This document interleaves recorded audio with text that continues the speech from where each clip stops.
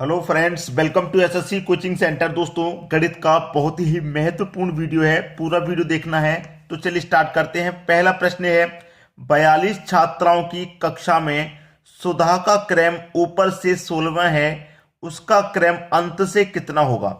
देखिए, 42 छात्र हैं। कितने? 42। इन 42 छात्रों में सुधा का जो क्रम है वो ऊपर से 16वां है। ऊपर से क्या है? यहां से ऊपर से है 16वां। ऊपर से 16वां है, ठीक है, 16वां है। तो उसका क्रम अंत से कितना होगा, मतलब नीचे से पूछ रहा है कि नीचे से यहां पे ये कितना होगा। ठीक है, यहीं पे तो है सुधा का क्रम, तो ये नीचे से कितना होगा। देखिए, टोटल छात्र आपके पास 42 हैं, ठीक है। 42 में से सुधा का जो क्रम है यहां पे वो कितना है दोस्तों? 16वां है। 16वां तो है ही है। 1 से लेके 15 तक आ गए हम। 15 तक तो सुधा का क्रम नहीं है, 16वां है। तो 16वां है तो 16वें को तो रखेंगे, जो 15 नहीं है उन 15 को माइनस कर दीजिए। भाई 16वां तो है ना यहाँ पे, तो 16वां तो रखना ही रखना है। 42 में से 15 माइनस कर दो। भाई 12 में से 5 जाएगा 7, और 3 में से 1 जाएगा 2। तो सुधा का क्रम नीचे से कितना है? 27वां। ये आपका आंसर हो गया, ठीक है, 27वां है। हमेशा याद रखना, कभी भी आप यहां पे प्रश्न में अटकते कैसे, मैं आपको बता दूं क्यों अटकते हैं। कि ऊपर से 16वां है तो नीचे से कितना होगा, तो 42 में से आप क्या करते हैं, पूरा 16 को माइनस कर देते हैं। 42 में से 16 को माइनस करते हैं, आता है 26। ठीक है, अब 26 आता है तो आप ये सोचते हैं कि भाई हमारा तो आंसर 26 तो ऑप्शन में दे रखा है, लेकिन ये गलत है। यहां पे आपने क्या काम किया मैं बताता हूं, कि आपने 16 को माइनस कर दिया, ठीक है, क्योंकि 16 पे तो वो है ही। भाई 16 पे तो है, इसे क्यों माइनस करेंगे? 16 पे जब है तो क्यों माइनस करना है इसको? 1 से लेके 15 तक माइनस करेंगे। 16 में तो है, जब है तो वही रखेंगे। भाई किसी चीज का स्थान यहां पे है, और यहां से मैं चलता हुआ आ रहा हूं, यहां तक आ गया मैं, यहां तक कोई स्थान नहीं है। जब यहां पे स्थान है तो मैं इस स्थान को थोड़ी ना हटा सकता हूं, इसको तो आप नहीं हटा सकते, इसको तो यहां पे रखना ही है। इससे पहले वाले को पूरे को माइनस करके चलेंगे, याद रखेंगे। अब देखेंगे अगला प्रश्न। अगला प्रश्न ये है, 7 स्टार 4 स्टार 3 बराबर 437, 8 स्टार 6 स्टार 4 बराबर 648, 4 स्टार 3 स्टार 6 बराबर क्या होगा। बहुत ही बढ़िया प्रश्न है। देखिए, आपसे कहा गया कि 7 स्टार 4 स्टार 3 बराबर 437, 437 है, ठीक है।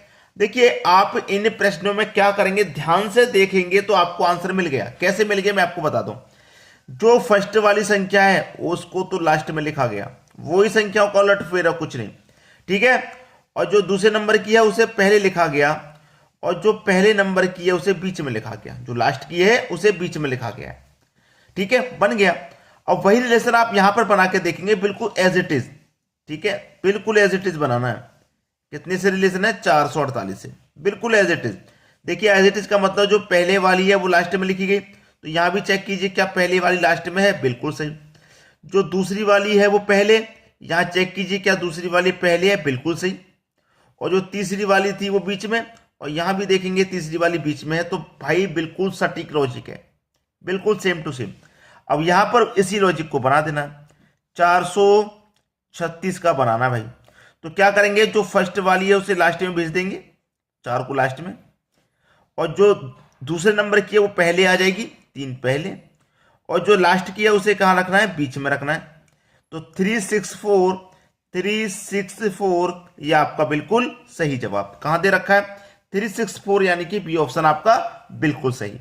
अब देखेंगे अगला प्रश्न। अगला प्रश्न है, नीचे दिए गए विकल्पों से संख्याओं का वह समूह ज्ञात करो जो नीचे दिए गए समूह से भिन्न है। दिया गया समूह, ये जो समूह है सबसे पहले इसको पहचानिए, ये क्यों दे रखा है और मैं इसका क्या कर सकता हूं।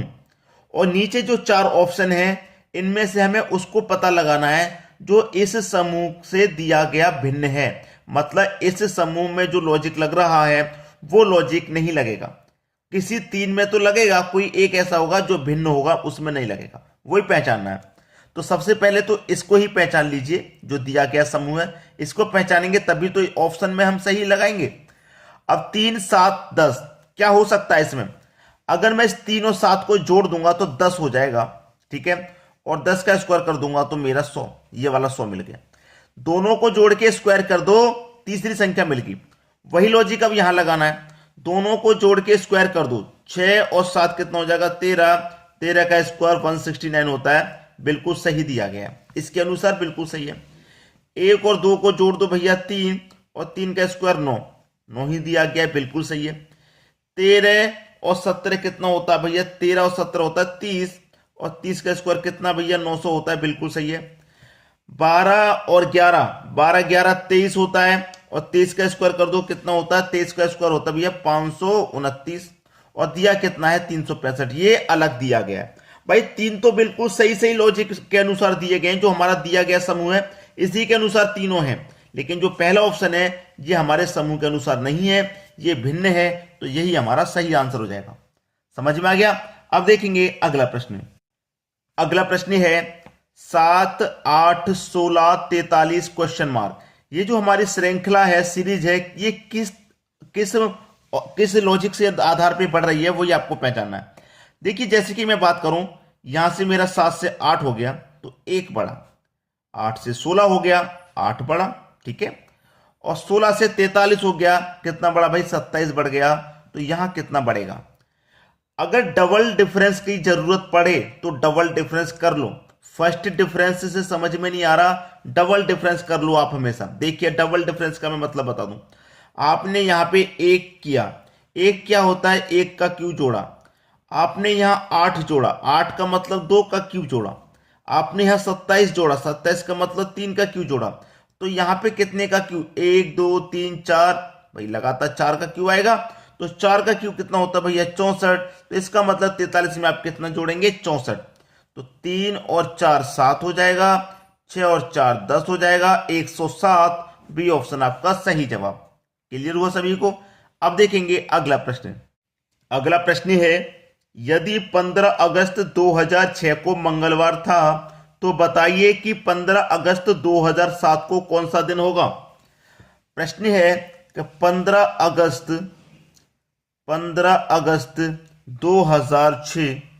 2006 को दिन दे रखा है हमें मंगलवार, मंगलवार था, पूछ रहा है 15 अगस्त 2007 को कौन सा दिन होगा। आसान है भाई, आप देखिए आपकी जो तारीख है वो सेम है, महीना भी सेम है, और एक वर्ष से दूसरे वर्ष में जा रहे हैं, 2006 से 7 में जा रहे हैं, इसमें कुछ नहीं होता। इसमें बस इतना ध्यान रखना है कि हमारा कोई दोनों में से लीप वर्ष तो नहीं है, हम जा रहे हैं लीप वर्ष में जा रहे हैं ऐसा नहीं है, साधारण वर्ष में जा रहे हैं, तो बस एक जोड़ दीजिए, बस एक, तो मंगलवार में एक जोड़ दो, आपका आंसर आ गया बुधवार। ठीक है, बुधवार आपका आंसर आ गया, बी ऑप्शन सही। अगर मान लीजिए प्रश्न होता कि 15 अगस्त 2007 को बुधवार है, तो 15 अगस्त 2008 को कौन सा दिन होगा। अगर प्रश्न ऐसा हो 15 अगस्त 2007 को बुधवार है, 15 अगस्त 2008 को कौन सा दिन होगा, अगर यह प्रश्न हो तो 7 से 8 में आएंगे, तारीख सेम, महीना सेम, तो एक वर्ष जब आगे जाते हैं तो एक तो जोड़ते ही हैं, जैसे हमने यहां जोड़ा था, एक वर्ष आगे जा रहे हैं एक तो जोड़ना ही है। अब ये मेरा क्या है, लीप वर्ष है भाई, 4 से पूरा पूरा कटेगा, तो ये मेरा लीप वर्ष हो गया।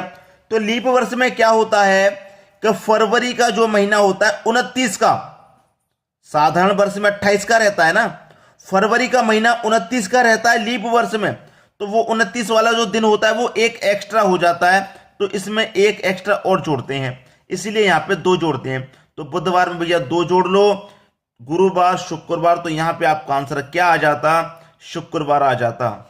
ठीक है, कब आ जाता, जब प्रश्न इस तरीके से होता। तो अब किसी को कोई डाउट नहीं होगा। अब देखेंगे अगला प्रश्न। अगला प्रश्न है यदि 72 प्लस 37 बराबर 63 28 तथा 5 54 प्लस 13 बराबर 4504 हो तो 61 प्लस 53 बराबर क्या होगा। अच्छा प्रश्न है। आपको जो रिलेशन बनाना, सबसे पहले पहचानिए कि 72 प्लस 37 बराबर 6328 कैसे हो सकता है। सबसे पहले तो यहां पहचानिए। अब यहां पर मुझे एक चीज दिखाई दे रही है अच्छे से, क्यों दिखाई दे रही है? यहां पर देखिए 7 से पहली संख्या का अगर मैं पहली से बनाऊं तो 7 से 6 किया गया मतलब -1, ठीक है, इतना क्लियर है। और दूसरी का रिलेशन मैं दूसरी से बनाऊं तो 2 से 3 का किया गया, इसका मतलब प्लस का 1, पहले -1 फिर +1।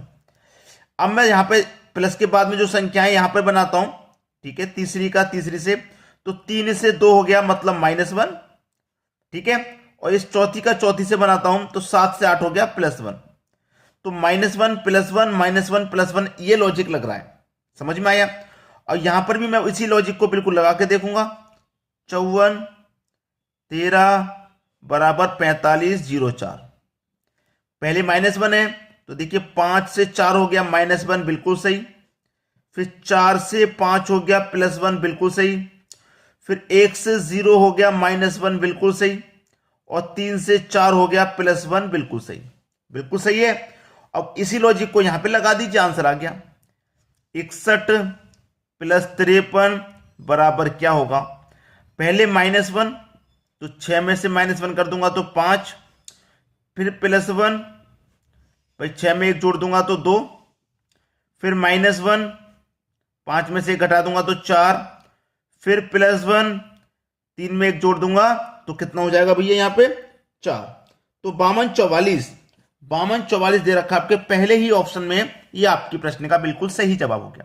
अब देखेंगे अगला प्रश्न।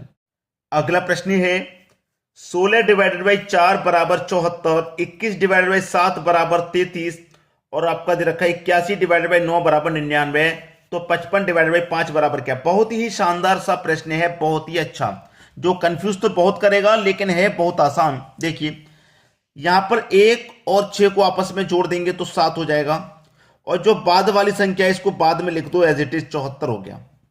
ऐसे ही पहले की दोनों संख्याओं को जोड़ दो तो 3 हो जाएगा, और बाद वाली संख्या को बाद में लिख दो एज इट इज।